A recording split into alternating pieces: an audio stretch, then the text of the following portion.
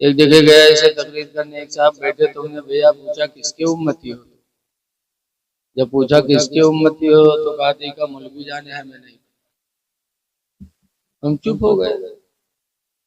एक साहब चाय लेकर आए, देखा मुझे गमगीन, कहा चाय पियो हजरत, क्या बात है। हमने कहा यार कैसा आदमी यार, मैंने इससे पूछा किसके उम्मती हो, किसकी उम्मत में हो, तो कहता मौलवी जाने। कहने रे हजरत तू जाहिल हो के पीछे काहे करे। तो हम कहा अच्छा तुम बताओ तुम की उम्मती हो। कहते रे चाय पियो, तुमसे बाहर थोड़ो है, चाय पियो।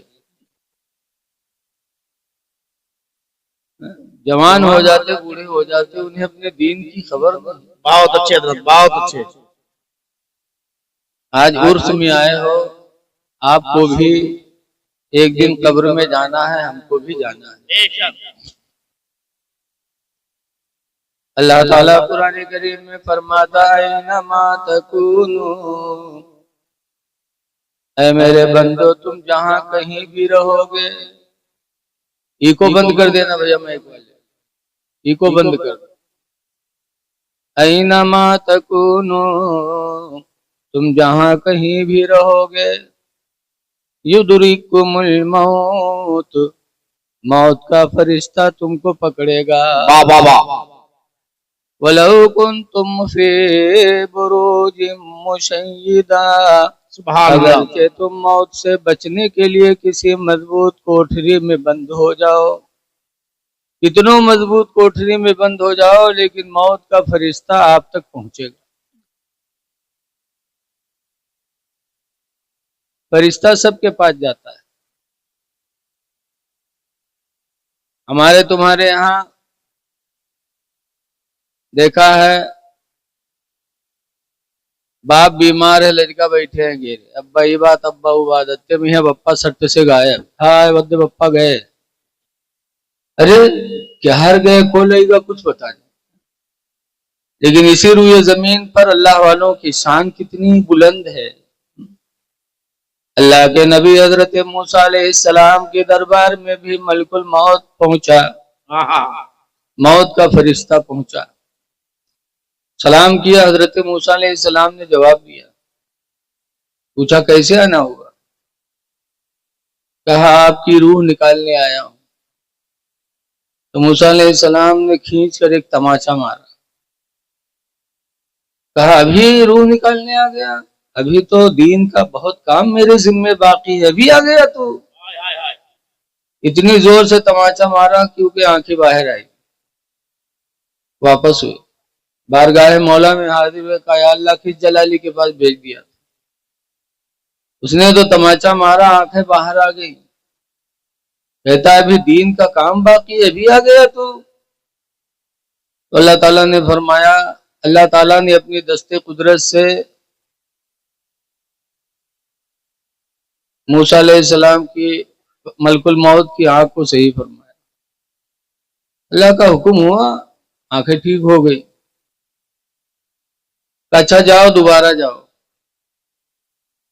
और जाके मूसा अलैहिस्सलाम से कह दो कि अभी अगर मरना नहीं चाहते हैं तो किसी बैल के पीठ पर हाथ रख दे, जितने बाल उनके हाथों के नीचे पड़ जाएंगे उतने साल की उम्र उनकी बढ़ा दी जाए। सुभान अल्लाह, सुभान अल्लाह। जाके कह दो। आए, सबकी डरात डरात गए, एक दफा मारे गए रहे, फिर डरात डरात गए। मूसा अलैहिस्सलाम ने देखा, कहा फिर आ गया, अल्लाह का हुक्म हुआ है कि जाके कह दो कि बैल के पीठ पर हाथ रख दे, जितने बाल हाथों के नीचे पड़ेंगे उतने साल की उम्र बढ़ा दी जाएगी। हम लोग हुए तो बैल के पीठ पर हाथ का पूरी पिठेवा हाथ दौड़ा बजा कि जितने बार पड़ी जाए। बैल तो आप लोग जानते हो ही है, आजकल बैल पहचाने में कोई जगह जगह सांड टहरत है, देख लो। लेकिन इंसानों में भी बैल होते हैं, हमरे तुम्मा बैल बहुत बैठे हुए हैं। हमारे वहां फिर बितनी दरगाह शरीफ पर एक मदरसा चलता है, हजरत कारी अली हसन फारूकी अलैहि रहमा चला रहे थे। अल्लाह उनकी कब्र पे रहमत की बारिश नाज़िल। आमीन सुम्मा आमीन। पान खाते थे हजरत। एक दिन पान खाए टहल रहे थे, थूकने की जरूरत पड़ी तो मदरसा में अक्सर दिहाते के लड़का जाते हैं। ये लड़का से कहेंगे कमरा से उगलदान उठाए ला, तो देहात के लड़का उगलदान कहा जाने गवा कमरा में हर बार देखे सके लौट आओ कैसे तुम उगलदान नहीं कहने रे उसी मेहरे जा देख तो फिर गवा फिर देखे फिर चला हुआ कहे नहीं है हजरत तुम उगलदान जाना था आप लोग नहीं जाना था जिम्मत हुक्का जाता। तब हजरत ने कहा बेवकूफ कहीं का इधर आओ देखें कि वद दे रखा वो है उगलदान। जब वो को उठाई देखे तो कहीं हजरत इमा को अनुसार थूक मारी से इमा को अनुसार थुक्की से हजरत हजरत कहते बैल कहीं का ले इधर लेके आ। तो इंसानों में भी बैल रहते लेकिन याद रखो जब मूसा अलैहिस्सलाम को हुक्म इलाही हुआ कि बैल के पीठ पर हाथ रख दो जितने बाल पड़ जाएंगे उतने साल की उम्र बढ़ा दी जाएगी। मूसा अलैहिस्सलाम फरमाते हैं उसके बाद फिर कहा उतने साल जब पूरे हो जाएंगे तब मैं फिर आऊंगा। मूसा अलैहिस्सलाम फरमाते हैं जब तुझे आना ही आना है रूह निकालना ही निकालना है तो जैसे कल वैसे आज रूह निकाल ले। रूह निकाला मूसा अलैहिस्सलाम का विसाल हो गया। ऐ लोगों अल्लाह वालों की शान बहुत बुलंद बहुत बुलंद। इसी तरह से नबी करीम सल्लल्लाहु अलैहि वसल्लम की बेटी फातिमा ज़हरा रज़ियल्लाहु अन्हा रमजान की 3 तारीख पे अपने शौहर हजरत अली से कहती हैं अली आज रात मेरी रुखसती की रात होगी आज मैं विसाल कर जाऊंगी लिहाजा मेरी कुछ वसीयतें सुन लो। पहली वसीयत तो यह है कि मेरे मरने पर रोना नहीं चीखना नहीं चिल्लाना नहीं। ये फातिमा ज़हरा ने फरमाया। रोने से क्या होता है लेकिन आज देखा जाता है सास ससुर से कोई ताल्लुक नहीं जहां पतोहिया है लड़का बकाए के आगे अलग के लिए कोई मतलब नहीं सास ससुर से। उसके बाद जब सास ससुर मरी हैं तो सब तो रोइबे करी है लेकिन पतोहिया रिकॉर्ड कायम कर दी उन कबहू ना दाना पूछी और राय गिरी धूं से आंख वाँख काढ़ दिलागत है गई साथ है फिर उठी हैं फिर गिरी धड़ाम से काहे ताकि दुनिया वाले जान जाए कि ये बहुत चाहत रहे ये मक्कारी नहीं तो क्या है। वाह वाह वाह जिंदा थे तो तुमने तवज्जो नहीं दिया अपने बकाए में शौहर को भी दूर कर दिया। माँ बाप जिंदा हो तो अल्लाह का शुक्र अदा करो। बहरहाल रोने से कोई फायदा नहीं। आला हजरत इमाम अहले सुन्नत फरमाते हैं आँखें रो रो के सुजाने वाले आँखें रो रो के सुजाने वाले और जाने वाले नहीं आने वाले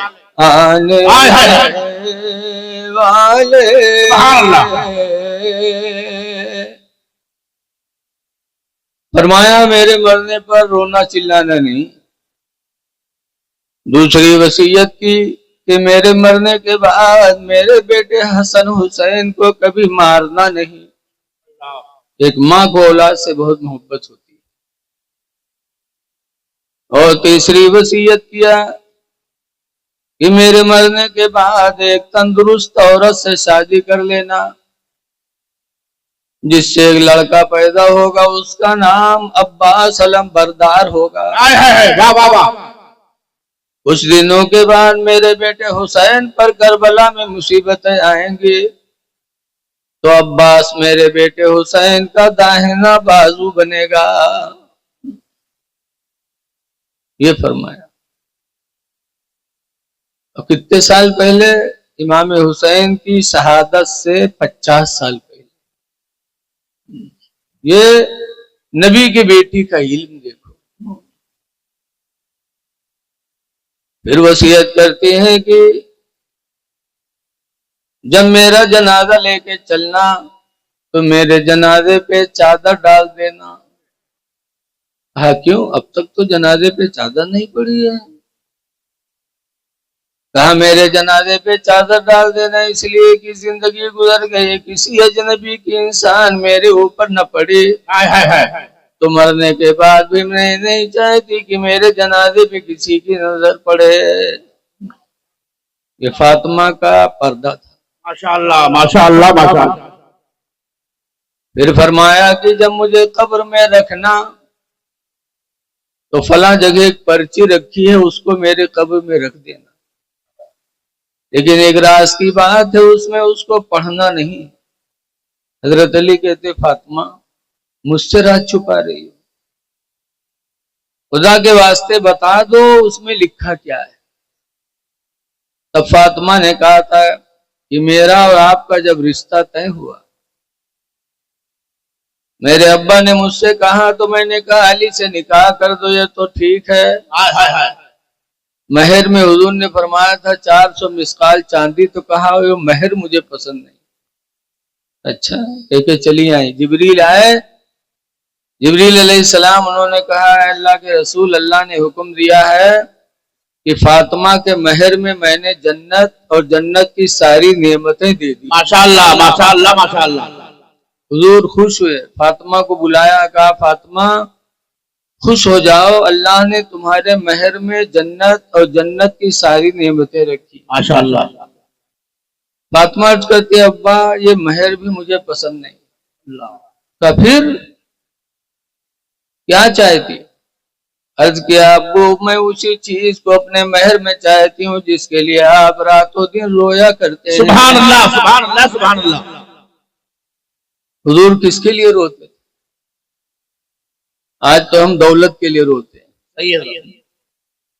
चोरी हो जाए तो रोवा जाए, दुकान में घाटा लग जाए तो रोवा जाए, मेहरुआ ना आवे तो रोवा जाए। बुढ़ापा मेहरुआ खातिर रोवत है बहुत। एक दिन हम और हमारे इलाके के मौलवी साहब हमसे उम्र दराज है, जावा जात रहा ननपारा रायबोजा स्टेशन पर पहुंचागा तो उनके मामा बैठ रोवे। अब बताओ हमसे ज्यादा बड़े हैं मौलवी साहब, तो उनके मामा कत्ते उम्र दराज रहेंगे। हम लोग देखागा तो समझा के कि शायद ट्रेन छूट गई कि हमारी रोवत है। कहा मौलवी साहब पूछे मामा का है रोवत? लेकिन भैया अब भाई तुम्हारे मामी यही ट्रेनिया से मैका गई है, वही हमारे रोहित है। तो मौलवी कहें करेंगे मामा, लेकिन अब भाई तमाचा मारी तुम का गई है तो आई है ना। बताओ रोते हैं। रसूलुल्लाह सल्लल्लाहु अलैहि वसल्लम किस लिए रोते थे? हमारी आपकी बख्शिश के लिए। बेशक सुभान अल्लाह।